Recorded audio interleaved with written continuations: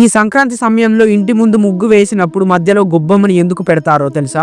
అవును, గొబ్బమ్మ అంటే ఆవు గొబ్బరంతో చేసిన చిన్న బొమ్మ అని అర్థం. ఇది కేవలం డెకరేషన్ కోసం కాదు, ఇది అమ్మ యొక్క రూపం, అంటే భూదేవి యొక్క రూపం. ఫెర్టిలిటీ అండ్ ప్రాస్పెరిటీకి సింబల్.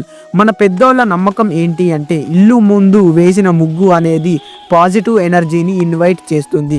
ఆ ముగ్గు మధ్యలో గొబ్బమ్మ పెడితే భూమికి గౌరవం, అగ్రికల్చర్కి థ్యాంక్స్, అమ్మతనానికి రెస్పెక్ట్ అని. అంటే మనకి ఇంటికి ఆరోగ్యం, అన్నం, సమృద్ధి రావాలి అని ఒక సైలెంట్ ప్రేయర్. ఫ్రెష్ గొబ్బరం తీసుకొని చిన్న రౌండ్ షేప్లో చేస్తారు. దానికి పూలు, టర్మరిక్, కుంకుమ పెడతారు. కొన్ని చోట్ల ఐస్ కూడా చేస్తారు.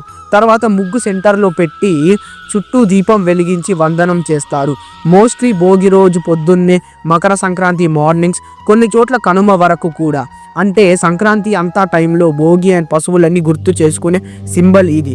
గొబ్బమ్మ చెప్పేది ఒకటే మెసేజ్: భూమిని, పశువుల్ని, అన్నం ఇచ్చే శక్తిని గౌరవించి జీవితం నడపండి అని.